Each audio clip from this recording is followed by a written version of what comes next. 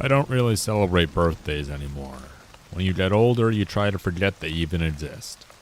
You really don't need a reminder telling you you're slowly becoming an outdated dinosaur.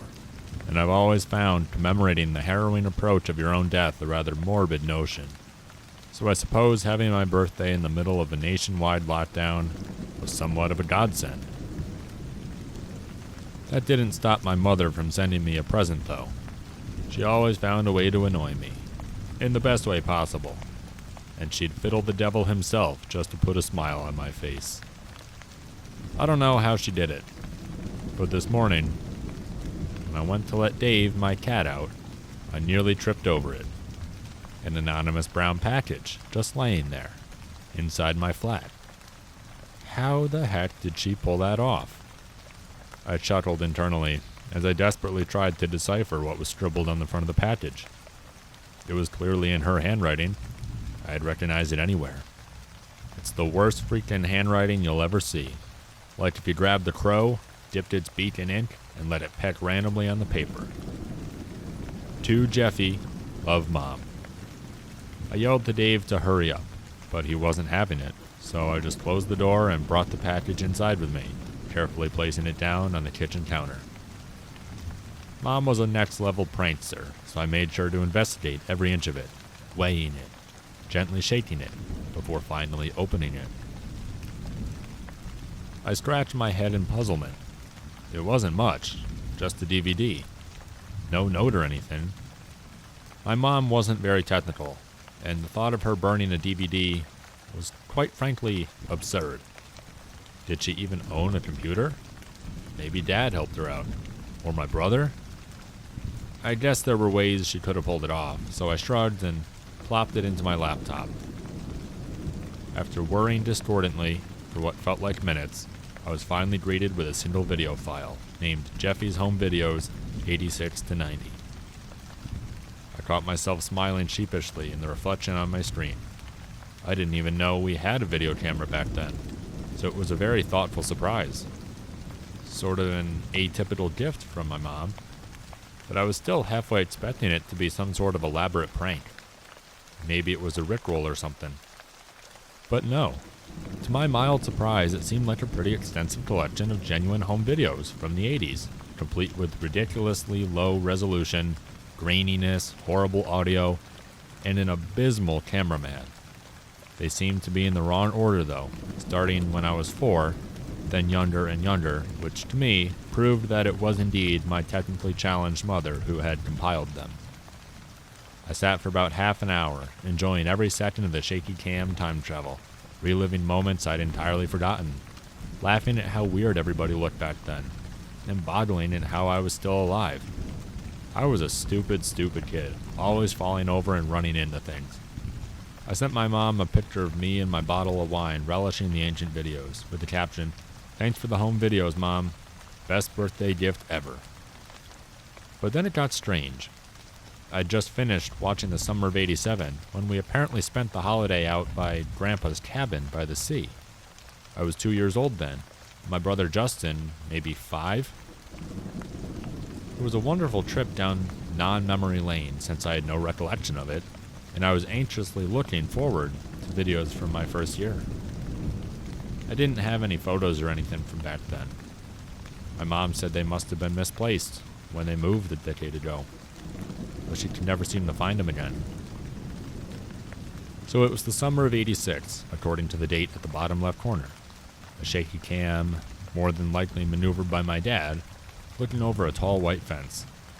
A family of 3 was gathered on the other side, husband, wife, and a tiny toddler. I didn't recognize any of them, but I suppose they must have been our neighbors. We moved every couple of years when I was a child, something about my mom's work, so it was an educated guess.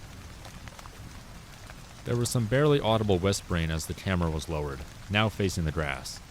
I replayed this part several times, but I could never really hear what was said. Just fragments of it made sense.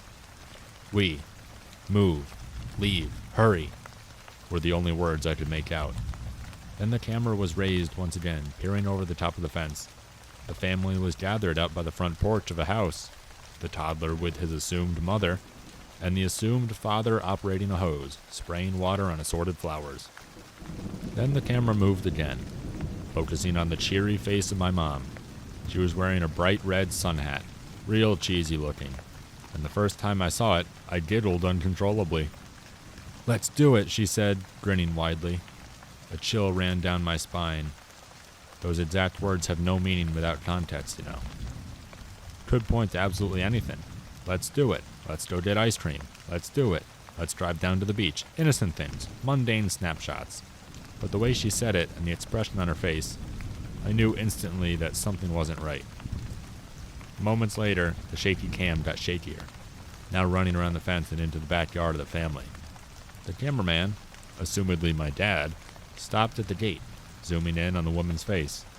She looked shocked, scared even, holding onto the toddler tightly, and backing away towards the front door. Then my mom came into view again, and realized why the woman appeared so frightened. I had to replay that moment several times too, because I couldn't believe it. I couldn't believe it was her. She was wielding a knife, a huge butchery thing.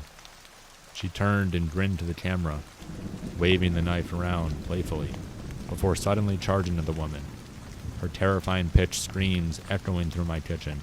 I almost stumbled to the floor as I watched the carnage unfold. My mom stabbed that woman brutally in her left leg, causing her to collapse on the front porch, the toddler rolling down under the grass, wailing hysterically.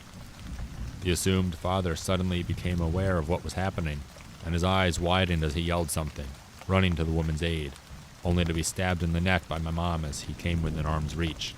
The next 2 or 3 minutes were dedicated to my mom stabbing the two of them repeatedly. The fresh, pulpy, mangled remains at the end of it, hardly even human in the appearance anymore.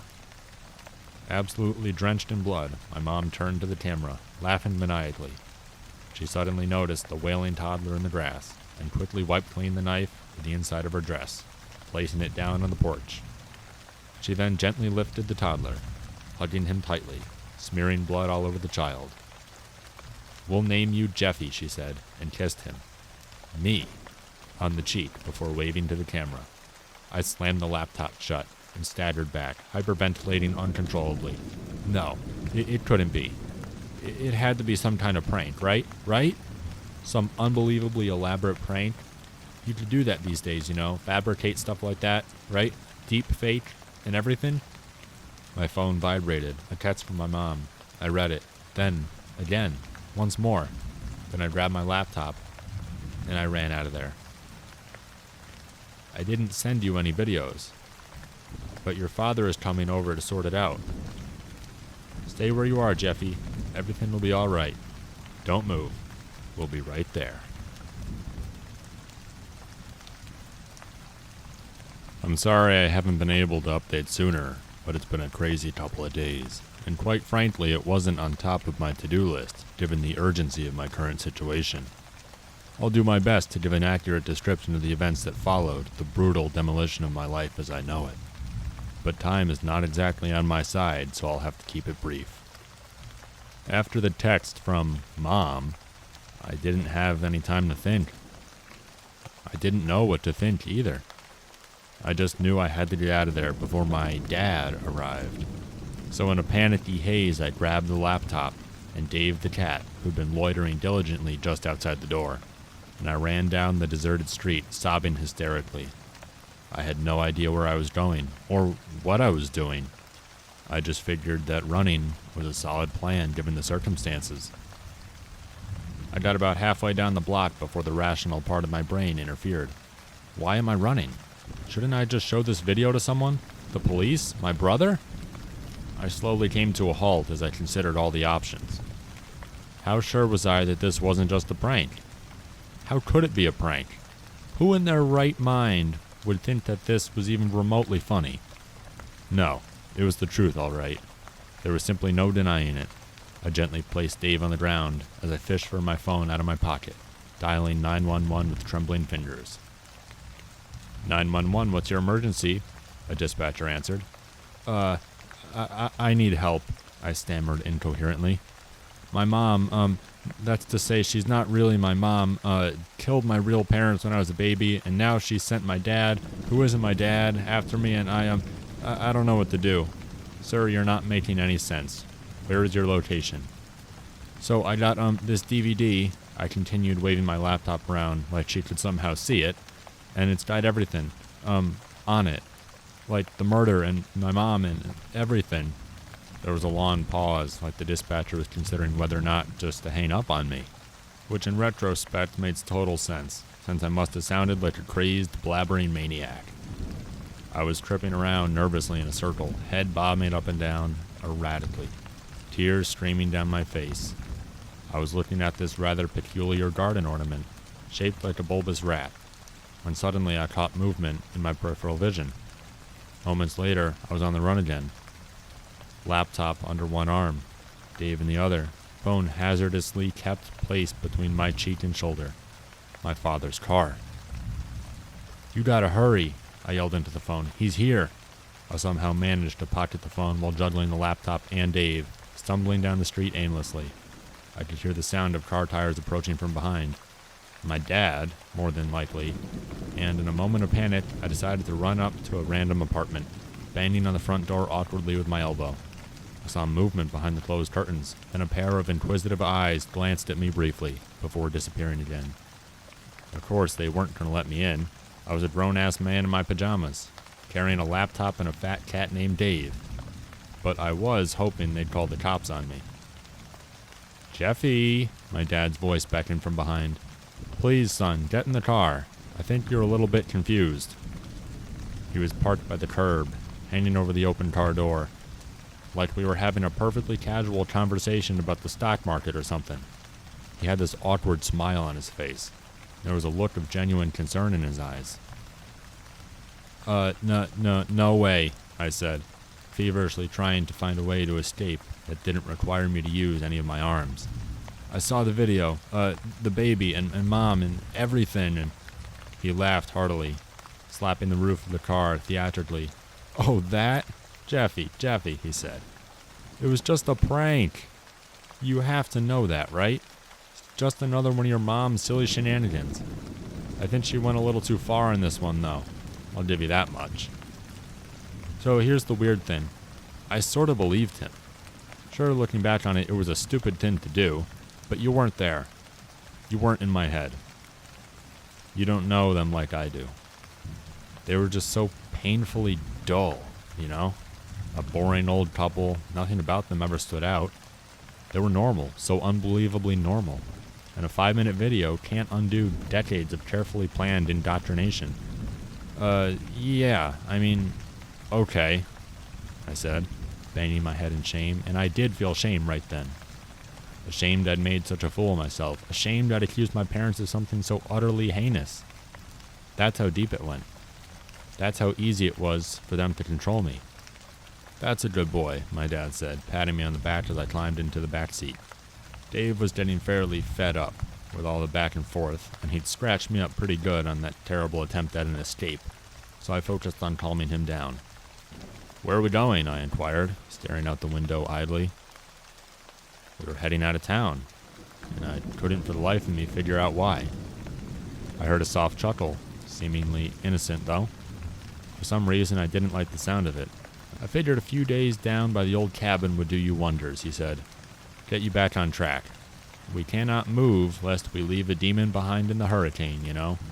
It was such a strange thing to say. Leave a demon behind in the hurricane? And I couldn't shake the feeling I'd heard it somewhere before. I swallowed deeply as the familiar comfort of the concrete scenery was rapidly replaced by the ominous depths of dark woods. "So, how did Mom do it?" I asked. "How'd she make the video?" I stared at my dad's neck as I asked the question, and noticed a slight twitch as the seemingly innocent inquiry registered. "Oh, you know," he shrugged, "computer programs and such." "Yeah, but which one?" It seemed very sophisticated. "I mean, your brother helped her," he squirmed. "Yes, they spent all of last weekend on it. Complicated stuff." "Justin was there last weekend? During the lockdown?" I asked, gently placing Dave on the floor below me. He didn't respond right away, briefly glancing at me in the rearview mirror. I could tell that he was having a hard time keeping up with this rather poorly executed lie. Yes, I mean, we'd planned it for months, so we couldn't, cancel it because of some silly old bug.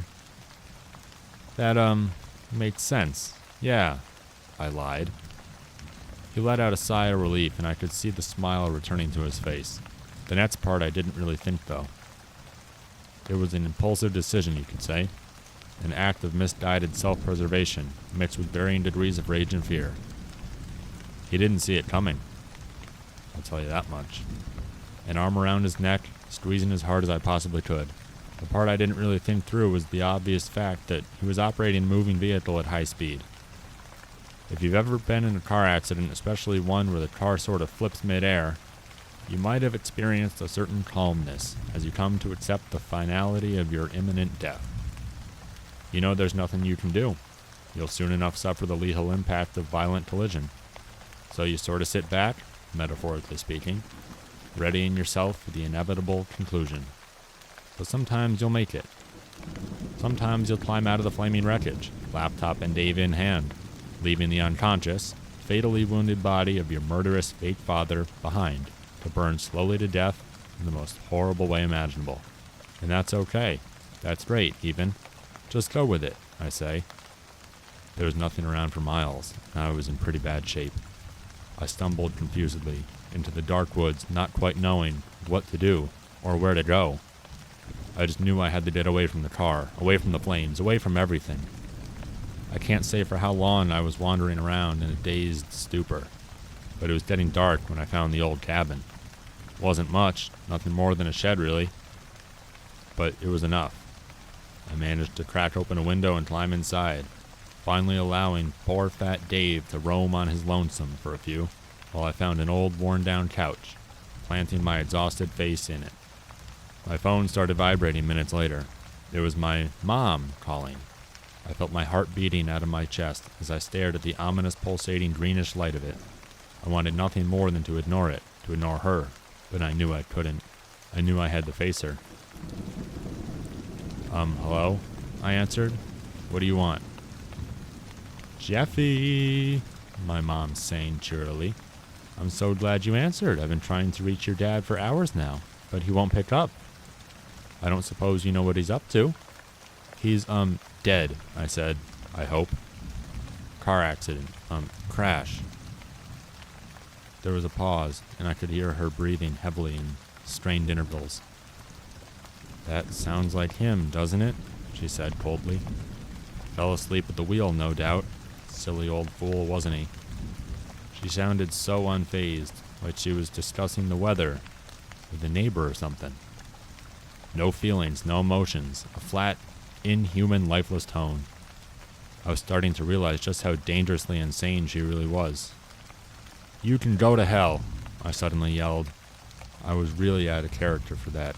The cursing, it's not something I normally resort to, you know. I got evidence, Mom, I snarled, and you're not getting away with it. We'll see about that, Jeffy, she said calmly. You know I'll always find you, wherever you are, whatever you do. Mommy's coming for you. She ended the call on that note, knowing full well the state it would leave me in. If I wasn't paranoid before, I sure as hell was now. Could she find me? Definitely. I was maybe a few miles from the car crash, probably in the only property within walking distance from it, and she wasn't stupid. She was anything but stupid. My phone vibrated again, a text message from Mom. With trembling fingers I opened it, only to drop the phone on the floor the moment I realized what I was looking at. There was a photo, a young woman and her baby sitting on my mom's couch. I recognized her instantly. It was the neighbor, Jenna. Single mom, kinda cute. I've had a crush on her for ages. But I've never acted on it. Don't know how you know. A single sentence captured the image, and it sent tremors of cold chills down my spine. The text read, If you leave me, Jeffy, I'll have to replace you with someone new. Love, Mom. What does a sane mind look like when subjugated by waves of unrelenting madness? An innocent home video turned into a murderous slaughter. Normal, loving parents morphing into deceitful, homicidal maniacs. The very foundation under my metaphorical feet disappearing. leaving my fragile sight spiraling into an unknown abyss. Yes, I tend to get just a little bit philosophical when I'm under a lot of stress. I suppose under normal circumstances, it helps calm my nerves. But as I sat in the dark cabin, cradling Dave like a little baby, my mom's sinister words echoing repeatedly in my head, I felt no relief in delving into the soothing corners of fatalism. The situation required swift action. Swift, decisive, well-executed action. Not my strong suit. So I did what I imagined anyone else in my situation would do. I called my big brother. He'd know what to do. He was my polar opposite in many ways. Charismatic, athletic, outgoing, funny. He could make widows laugh on the day of their late husband's funeral, and effortlessly talk his way out of any crime, petty or otherwise. He'd help me out, like he'd done so many times before. I'll spare you the boring details of our conversation, which in short involved a lot of ums and me desperately trying to string together a coherent narrative, failing many times over, and Justin patiently waiting for me to finish. That's, all I know, I murmured tiredly. I know, it's hard to believe, but I swear, Justin, it's the truth. There was a long, silent, awkward pause. I believe you, Jeffy, he finally said. I don't know why, but I believe you. I felt like a great burden was lifted from my shoulders, and I could finally breathe again. The growing tension in my chest faded instantly, and I even think I smiled, or at least thought about smiling. I do that quite often for some reason. Think about things instead of actually doing them. Like the manifestation of thought was enough. So, what now? I asked. Just hang back, Jeffy, he said. I'll get in touch with the police, explain everything. You get some rest, stay put. I'll call you when I have some news. I glanced around the cramped and dark cabin. There was nothing but the couch I was sitting on, a table, a few ramshackle cabinets, and a cast iron stove. Yeah, I said, I'll do that. Justin, please hurry. Okay? You know, I don't like waiting. Will do, Jeffy, will do, he said reassuringly, right before he hung up. I sat in the darkness for a while, staring at nothing except dull wooden walls, trying to make sense of everything that had just happened. It didn't. Nothing made sense anymore, and I had a hard time figuring out how anything could ever make sense again. It was like my whole life had been an illusion, an impossibly elaborate magic trick, where I was the poor white rabbit stuffed in the hat all the time, obscured and hidden from heinous reality. I guess I must have dozed off at some point, collapsed in exhaustion. I know it wasn't a dreamless sleep, because I remember swimming in rivers of blood, but I care not to dwell on the details of it. Doesn't help with my anxiety, and doesn't help with my sanity either. I woke up sweating, and shivering, and hurting to the vague sensation of my phone buzzing. I'd been asleep for at least 12 hours, but it felt like barely a minute, and the vibrant rays of sun blinded me as I stumbled to my feet. My body felt battered and beaten, almost like I'd been in a car crash, and it took me a moment or two to realize that, yes, that's exactly what happened. Justin? I muttered weakly. Did you fix it? Can I come home? There was no answer, just silence. I waited patiently for maybe 30 seconds, every so often checking if the call was still active. Justin? I queried once more. Jeffy, Justin said, voice trembling. You need to stay put. Okay? Don't move, you hear me? Help is on the way, alright? I stammered confusedly. I don't understand. Did they find Dad? Did they find Mom? Is she in jail? I found Dave chilling in the warm sun behind the couch and gently lifted him up with one arm. He was a support animal of sorts, I suppose. I always felt calmer when holding him. Oh God, Justin whispered. His voice was cracking, like he had been crying, or was trying to avoid crying. And it really put me on edge. Justin never cried. They found Jenna at Mom and Dad's. She's dead, Jeffy. Stabbed, murdered, blood all over. Absolute mess. Oh, God. And, Mom? I asked. Did they find Mom? Missing. Gone, Justin sighed. But that's not all, Jeffy. The baby. The baby. Jenna's baby. The baby's missing too. Nowhere to be found. No, I muttered. That's not good, is it? No, Jeffy, that's not good at all, he said, a slight hint of annoyance in his tone. But listen, the cops want to talk to you. It's real important, Jeffy. Just, stay put. Don't run. It won't look good if you run, Jeffy. Okay, I said, but why? Why can't I just come home? I haven't done anything. I can show them the video to prove that Mom did it. Stay put, you hear? He said sternly. Just stay there. I'll give them your location, Jeffy. They want to bring you in. Don't do anything. Sure, I guess, I said, staring at Dave, trying to understand what was happening. I'll just, sit back with Dave then, I guess. Yes, of course, Dave, he sighed. Stay put with Dave. Sure. I'll let them know, okay? Yeah, thanks, Justin, I said. Talk soon. He hung up, leaving me once again, drowning in the fathomless depths of my own anxiety. I knew that I could trust Justin, but I also instinctively knew when he was lying. He'd done it before.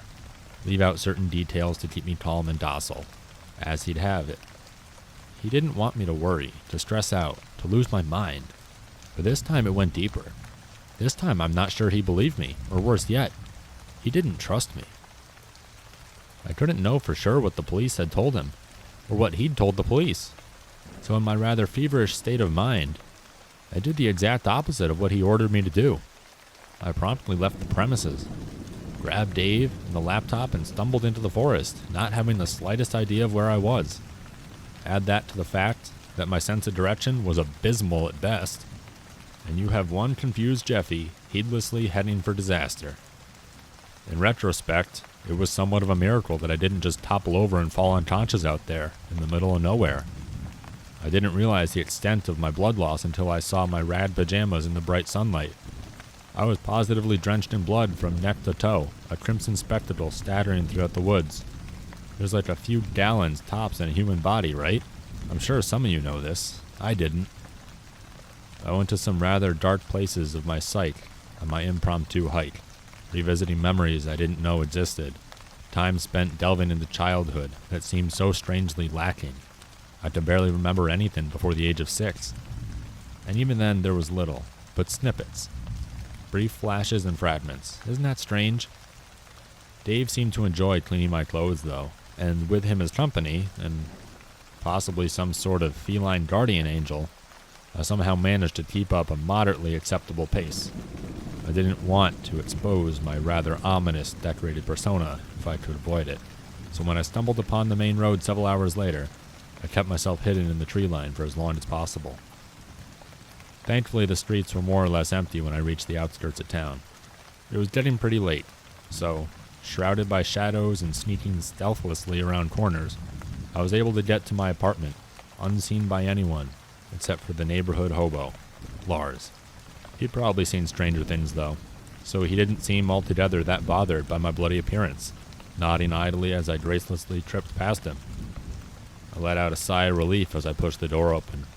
A shower, fresh clothes, food, sleep. Mundane privileges we all take for granted, but oh so heavenly when you've gone without them for just as little as a day. I put Dave down, thanking him for putting up with me, secured the laptop, and headed for the shower. I was halfway to the bathroom when I noticed the smell. I say noticed, but in reality it was more like a pungent punch right at my nostrils. I doubled over on the floor, more or less instantly, retching half of my lungs up, the other half desperately hiding behind the other organs. A flood of memories came to me as I lay there gasping for air, but they all seemed so false, like they'd happened to someone else. Flashes of screams and blood and death, tears and pain and torment. I managed to stumble to my feet, switching on the light as I did. The sight that unfolded sent me sprawling to the floor once more. There was a thing in the bathtub, once human. I am sure that It was now in pieces. I'd say dozens of them. Limbs, organs, guts, bobbing around in a pool of blood, and other fluids that probably belonged to the inside of a body. I resorted to crawling out there, slamming the door shut the moment I crossed the threshold. I spent the next 5 minutes hyperventilating on the floor. There was an image etched into my mind, a head, a face floating around in the pond of rotting remains like a grotesque parody of rubber duck. A face I instantly recognized. A head I'd seen so many times before. It was my mom. I anxiously fumbled with my phone, knowing there was only one person I could call. But I was immediately greeted by a bunch of unread messages and calls, all from Justin. I guess I hadn't noticed. I opened the messages, feeling an unrelenting dread rising as I rapidly read through them. Justin said, "Are you still there? The cops are coming now. Don't move. They should be right outside now. Don't move. Stay put, Jeffy. They're inside. Can't find you. Where are you? Stay where you are and call me. Where are you? I told you stay put. Come on, Jeffy. Where are you? You're dead when I find you, Jeffy." So it all ends with me dying. Not literally, of course. Not figuratively either. Philosophically? Maybe. How do we get here? How does a simple home video lead to such violence, death, and the utter dismantlement of my perceived reality? Well, I guess that's what you're here to find out. Justin kept trying to call me, kept sending me messages, but I was still in no condition to respond. I'm not sure if you've caught on to this, but my mental state can sometimes be described as rather flimsy. When facing distress, I have this slight tendency to fall into bottomless pits of anxiety, and there's really not much I can do about it. Except petting Dave. That's it. So that's what I did. For half an hour straight, just kept stroking his silky feline exterior, the shiny orange fur soon enough stained with crimson patches of blood. I still hadn't found time to clean up. Where could I clean up? My bathtub, and by extension my shower, was filled with what remained of my mom, and I felt no inclination toward dealing with that mess. New texts from Justin kept pouring in, and at some point they became too frequent for me to ignore. I scrolled down the near endless list of capitalized profanity and hatefulness, focusing on the latter 5, of which seemed a fair bit more level-headed, albeit infinitely more disturbing. Justin said, "Come see me at Grandpa's cabin, Jeffy. Come alone if you want the boy to live. You don't want this to happen again, do you? You don't want more blood on your hands. Be seeing you." There was still a lot I didn't understand. And there was a lot I didn't want to understand either. I could feel them, locked away deep in my mind. A resurgence of memories pushing ever onward. I couldn't let them free, though. No chance in hell. There was just no way I was going back to that place. Padded cells, padded mind. I hadn't been to the cabin for ages, probably even before Grandpa died, but it was quite a ways out, and I knew I didn't have time or the energy to dare the journey on foot. Luckily, my neighbor's kid had an old moped parked haphazardly in the middle of the street. Those suckers can be hot-wired with the single turn of the screwdriver, so without hesitation I stuffed Dave under my jacket and off we went. We were on the road for 3-4 hours maybe, and I had to stop to refuel a ridiculously small fuel tank 3 times. Dave kept his calm, as per usual, but I could tell that he was getting antsy by the time we turned off the main road, heading up the bumpy road to the quintessential point, where Grandpa's old cabin could be found. I had to ditch the moped about halfway up, so I let Dave run free as we hiked the last couple of miles by foot. The cabin was an eyesore. It had always been an eyesore. Grandpa had fought tooth and nails to keep the property after certain incidents of federal nature forced him into hiding for a couple of years. It was situated on the very edge of the quintessential point, dangerously so. And there was a vertical drop of maybe 30 feet just on the other side of the ramshackle railings of the balcony. I felt a cold chill run down my spine as I spotted the silhouette of Justin in the window. I had no plan, and no idea what to expect. The Justin I knew was gone, replaced by a violent psychopath harboring unknown motives. I picked up the loitering Dave and knocked exactly 3 times on the front door. "Jeffy," Justin said, smiling warmly as he opened the door. "I'm so glad you could make it." He seemed flustered, but otherwise in fine shape. A warm glow pulsated from the stove behind him, illuminating the worn-down furniture and faded walls, as he beckoned for me to enter. I heard a soft, muffled cry. I said, is that Jenna's, baby?" "Indeed," he grinned.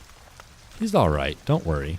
Fed him some formula just now, so he's happy as a stiff at a funeral. Come in, Jeffy, sit down. We have much to discuss." I sauntered into the living room, nervously scanning the interior. Nothing had changed, really. It was still the same tatty crapple. Moldy old animal hides and broken antlers decorating the dead wooden walls. I sat down in Grandpa's old rocking chair, placing Dave in my lap, desperately trying to identify where he kept the baby. Justin gave me a brutal pat on the back and sat down on the couch opposite me. "Jeffy, Jeffy, Jeffy," he sighed. "What are we going to do with you, Jeffy?" "I don't know what I'm doing here, Justin," I said, gaze wandering around the room. "But I suppose you're about to tell me?" He threw his head back and laughed heartily. "Sure you do, Jeffy. Sure you do," he said. "You know I killed Mom. And I know you killed Dad. We're the same now, Jeffy. Matricide and patricide aside. We used to be so close, remember?" I did remember. Justin always looked after me. He kept me safe. I guess that's what made all this so hard to understand. I'd never seen this side of him before, and I was convinced I knew him intricately. "But you don't remember why you do?" He leaned forward, eyes flickering left to right erratically. "Why I had to be nice to you?" "What do you, mean?" I muttered. "Oh boy, I knew they did a number on you over at that institution. But I never realized it was this bad," he said, rolling his eyes. "You're the reason they stopped, you know." "Poor Jeffy couldn't handle it." "But they never considered what I could handle or not, did they?" "No. They messed me up good, Jeffy, and they didn't even care." "I don't understand. How do they mess you up? What couldn't I handle?" "Why, all the murdering, of course," he laughed, slapping his thigh. "Oh, they enjoyed their depravity, didn't they? The worse the better. Put poor Jeffy in a bathtub full of blood, make Justin cut out all the organs, force-feed them both pieces of the victim. What a family, eh? No wonder you lost it eventually." My memories came flooding back to me, screams, rivers of blood, the leathery texture of an uncooked kidney, a knife in my hand, and an old, ugly, heinous face. Grandpa was the worst of the lot, truth be told. I think they were happy when you slaughtered him. That's when they stopped, you know. That's when they sent you to that place. I don't remember." "No, you don't you?" he said coldly. "They couldn't get you to talk for months. And when you finally did, you couldn't remember anything. Just kept mumbling the same name over and over.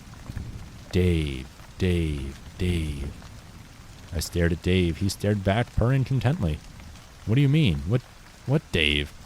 Did I know a Dave back then? Is that why I instantly named my cat Dave?" "There is no cat, Jeffy," he yelled. "Think about it. For God's sake, how long have you had him now? 30 years? That's some old-ass cat you got there, buddy." No, I stammered. "You're wrong, Justin. He's right here. I can see him. I can feel him." "For God's sake, I don't care." Justin stood up and calmly walked toward the kitchen cabinet. "Keep your imaginary friend. It really doesn't freaking matter. In fact, it'll make the whole thing a lot easier to sell." He opened one of the cabinets, the one at the very top, and suddenly the muffled cries became louder. "You see, I want to start my own family," he said, carefully lifting down the baby boy. "But I need a demon in the hurricane." What does that mean?" I said. I don't understand." "Oh, surely you remember. It was Grandpa's family mantra. We cannot move lest we leave a demon behind in the hurricane. It's an overly pompous way of saying that we always need a scapegoat. I mean, think about it. How do you suppose they got away with all those murders, huh?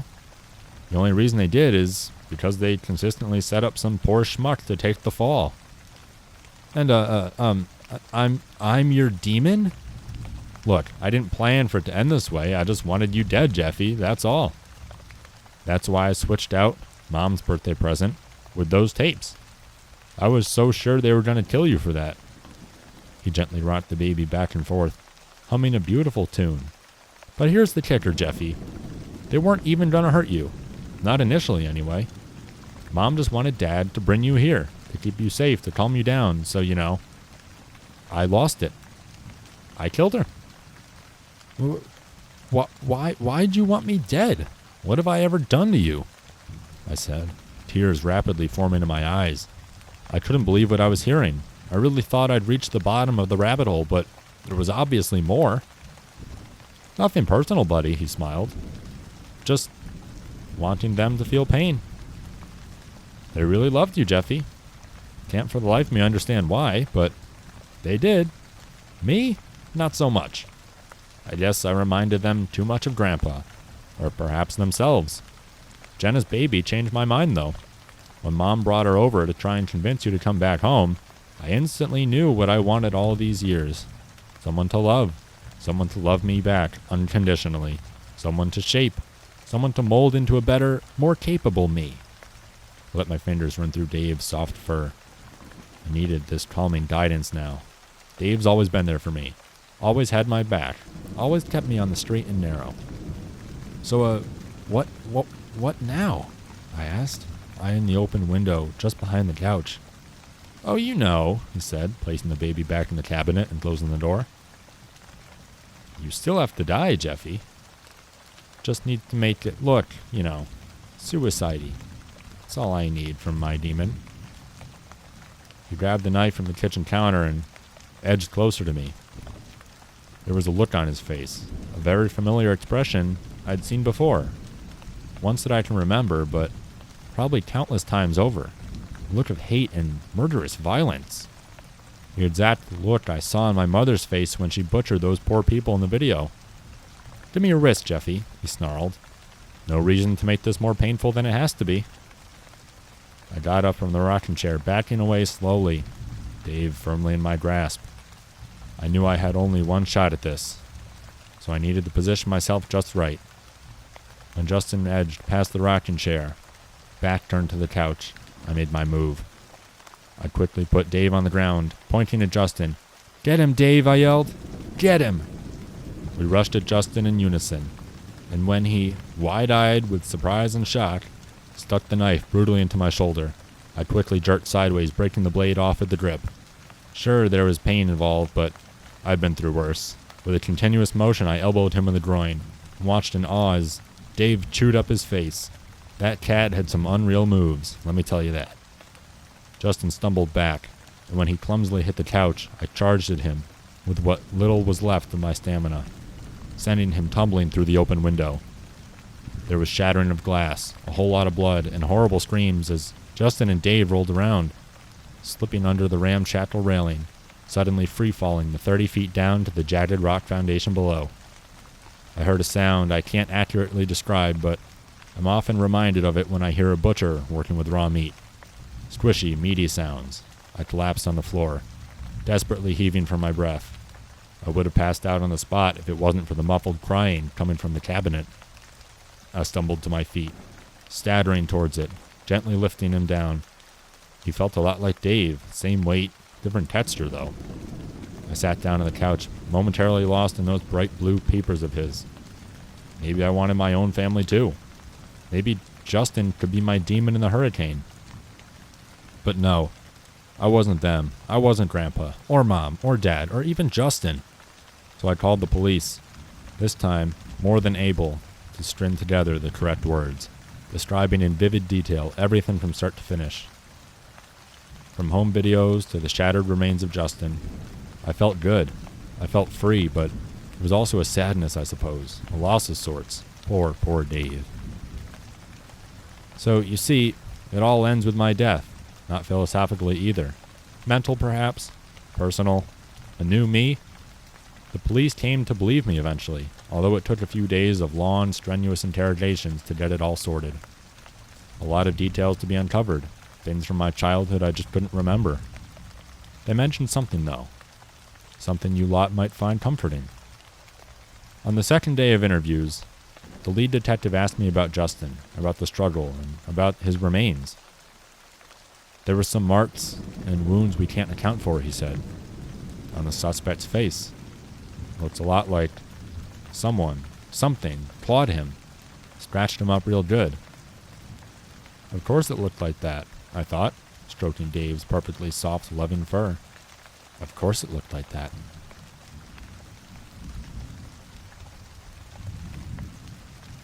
If you enjoy Creepy Night's content, let us know. Give us a subscribe, a thumbs up, or in the comments, let us know your thoughts. We'd love to hear from you. Also, check us out on Instagram for more horrifying content. And if you have any stories of your own that you would like me to personally narrate, check out our subreddit. Until next time, my friends.